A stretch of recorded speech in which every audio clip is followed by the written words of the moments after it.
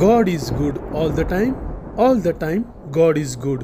मित्र हो, आपण जी दररोजची प्रार्थना करतो, जी प्रभू येशू ख्रिस्ताने आपल्याला शिकवलेली आहे, हे आमच्या स्वर्गातील पित्या, तुझे नाव पवित्र मानले जाओ। ह्या प्रार्थनेमध्ये प्रभू येशूने म्हटले आहे, हे स्वर्गातील पित्या, तुझे नाव पवित्र मानले जाओ। देवाचे नाव पवित्र मानणे म्हणजे नक्की काय करणे? पवित्र मानले जाओ याचा अर्थ काय आहे? देवाचे नाव आपण पवित्र कसे मानणार? विचाराने की कल्पनेने आपण देवाचे नाव कसे पवित्र मानणार?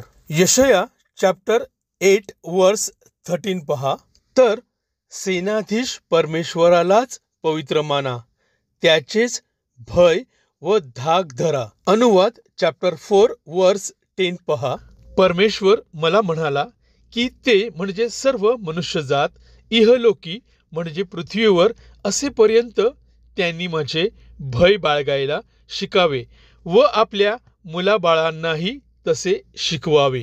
त्याने म्हणजे देवाने तुम्हाला आपला करार विधित करून तो पाळण्याची आज्ञा केली। हा करार म्हणजे त्या 10 आज्ञा होत। अनुवाद चॅप्टर 8 वर्स 6 पहा, म्हणून तुझा देव परमेश्वर ह्याच्या मार्गाने चालून व त्याचे भय बाळगून त्याच्या आज्ञा पाळ। ह्याचा अर्थ म्हणजे देवपिता परमेश्वर ह्या नावाचे भय बाळगून देवाच्या आज्ञा पाळणे म्हणजे देवाचे नाव पवित्र मानणे असे आहे। आमची रोजची भाकर आज आम्हाला दे। मित्र हो, प्रभू येशू म्हणाला, आमची रोजची भाकर आज आम्हाला दे। पवित्र शास्त्रात भाकर कशाला म्हटले आहे? पवित्र शास्त्रामध्ये भाकर, द्राक्षरस, द्राक्षमळा, द्राक्ष ह्याचा अर्थ वेगळा होतो। यशाया चॅप्टर 5 वर्स 4 आणि 7 पहा, माझ्या द्राक्षेच्या मळ्यात मी केले नाही असे अधिक काय करायचे राहिले? तो द्राक्ष देईल म्हणून मी वाट पाहत असता त्याने रान द्राक्षे का दिली? कारण सेनाधीश परमेश्वराचा द्राक्षमळा म्हणजे इस्रायलाचे घराणे, त्यातील त्याची आवडती लागवड म्हणजे यहुदाचे लोक। द्राक्ष म्हणजे यहुदी लोक आणि द्राक्षरस म्हणजे मत्तई आणि लूक शुभवर्तमान पहा। आणि प्रभू येशूने प्याला घेतला व उपकार स्तुती करून तो प्रेषितांना दिला व म्हटले, तुम्ही सर्व ह्यातून प्या, हा प्याला माझ्या रक्तात नवा करार आहे, हे पापांची क्षमा होण्यासाठी पुष्कळांकरता सर्वांसाठी नाही ओतले जात आहे। मित्र हो, प्रभू येशूने काना गावी जो द्राक्षरस बनवला होता ते नवीन कराराचे रक्त बनवले होते।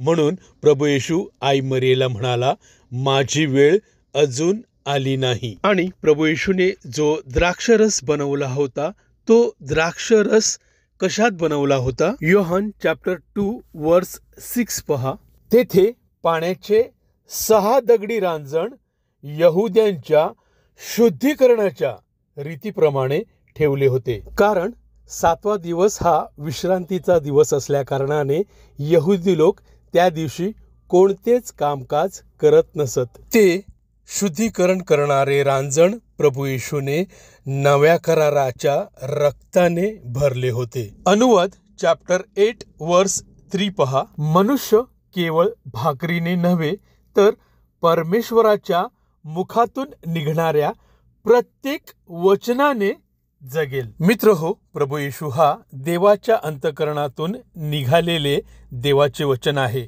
म्हणून प्रभू येशूला देवाचा शब्द असे म्हटले आहे। योहन चॅप्टर 1 वर्स 1 पहा, प्रारंभी शब्द होता, तर शब्द कोणाचा? तर देवाचा, आणि शब्द कोण? तर प्रभू येशू।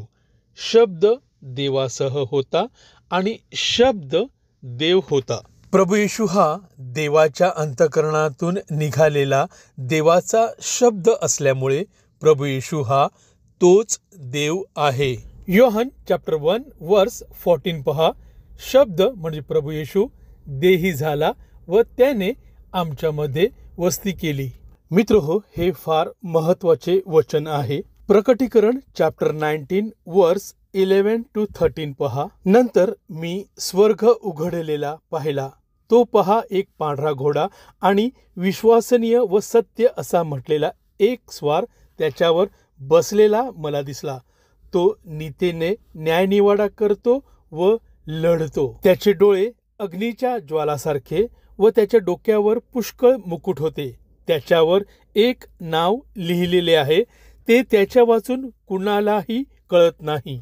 रक्तात बुचकळलेले वस्त्र त्याने अंगावर घेतले होते आणि देवाचा शब्द हे नाव त्याला म्हणजे प्रभू येशूला देण्यात आले होते. मित्र हो, इथे स्पष्ट लिहिलेलं आहे प्रभू येशू हा देवाचा शब्द आहे. योहान चॅप्टर 8 वर्स 42 पहा. कारण मी म्हणजे प्रभू येशू देवापासून निघालो व आलो आहे. मी आपणहून आलो नाही, तर त्यानेच म्हणजे देवाने मला पाठवले. तसेच चॅप्टर 16 वर्स 28 पहा. मी पित्यापासून निघून जगात आलो आहे. पुन्हा जग सोडून मी पित्याकडे जात आहे. मीच म्हणजे प्रभू येशू जीवनाची भाकर म्हणजे जीवनाचे वचन आहे. योहान चॅप्टर 6 वर्स 51 पहा. स्वर्गातून उतरलेली जिवंत भाकर म्हणजे वचन मीच आहे म्हणजे प्रभू येशू आहे. ह्या भाकरीतून म्हणजे ह्या वचनातून जो कोणी खाईल म्हणजे जो कोणी वचन पाळील तो सर्व काळ जगेल. जी भाकर म्हणजे जे वचन मी देईन ती माझा देह असून ती जगाच्या जीवनासाठी आहेत. म्हणजे प्रभू येशू ख्रिस्ताची वचने ही जगाच्या जीवनासाठी आहेत. तसेच वर्स 63 पहा. आत्मा हा जिवंत करणारा आहे, देहापासून काही लाभ नाही. मी म्हणजे प्रभू येशूने जी वचने तुम्हाला सांगितली आहेत ती आत्मा व जीवन अशी आहेत. प्रभू येशू ख्रिस्ताची वचने ही जीवनाची भाकर आहे.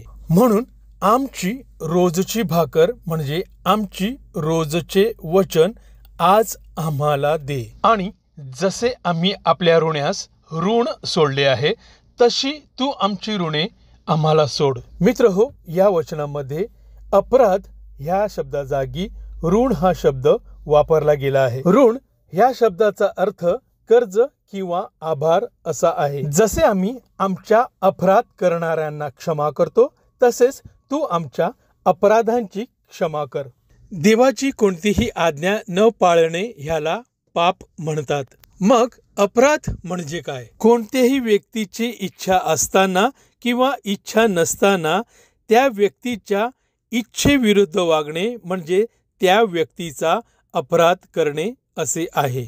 पण एखादी व्यक्ती जर सत्याच्या मार्गातून भटकली असेल आणि त्या व्यक्तीच्या इच्छेच्या विरुद्ध जर आपण वागलात तर तो अपराध होत नाही.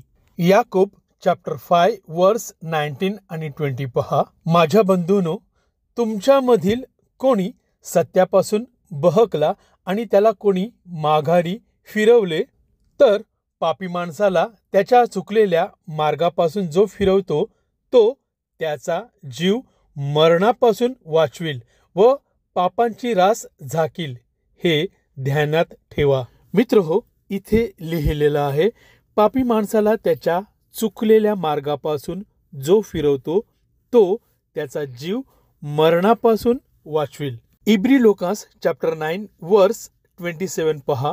ज्या अर्थी माणसांना एकदाच मरणे व त्यानंतर न्याय होणे नेमून ठेवले आहे. मरण तर प्रत्येक मनुष्याला आहे, तर मग मनुष्य कोणत्या मरणापासून वाचवला जाईल? प्रकटीकरण चॅप्टर 21 वर्स 8 पहा. परंतु भेकड म्हणजे घाबरणारे म्हणजे सर्व जगासमोर प्रभू येशू ख्रिस्ताचा स्वीकार न करणारे, येशू ख्रिस्तावर विश्वास न ठेवणारे, अमंगळ, खून करणारे, जार कर्मी, चेटकी, मूर्तिपूजक म्हणजे जिवंत परमेश्वराला सोडून अन्य देवांची पूजा करणारे व सर्व लबाड म्हणजे खोटे बोलणारे व इतरांना फसवणारी माणसे ह्यांच्या वाट्यास अग्नीचे व गंधकाचे सरोवर येईल. हेच ते दुसरे मरण आहे आणि ह्याच मरणापासून जीव वाचवला जाईल. यहेजकेल चॅप्टर 3 वर्स 18 to 21 पहा.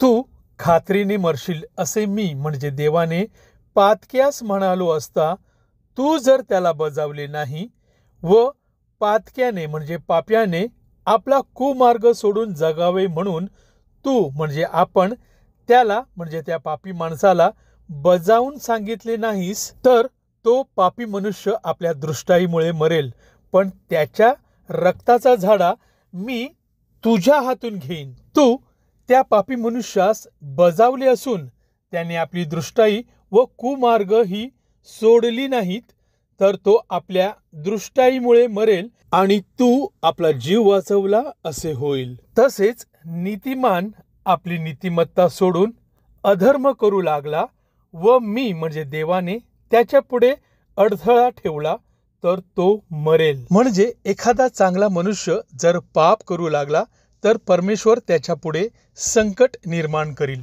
तू म्हणजे आपण त्याला बजावले नसल्यास तो आपल्या पापामुळे मरेल व त्याने केलेली नीतिमत्ता जमेस धरण्यात येणार नाही, पण त्याच्या रक्ताचा झाडा मी तुझ्या म्हणजे आपल्या हातून घेईल. पाप करू नये असे तू म्हणजे आपण त्या नीतिमानास बजावले व त्याने पाप केले नाही तर त्याने बोध घेतल्यामुळे तो जगेल आणि तू म्हणजे आपण आपला जीव वाचवला असे होईल. मित्रहो, आपण जी प्रार्थना करतो त्या प्रार्थनेचा अर्थ नक्की काय आहे हे फार महत्त्वाचे आहे.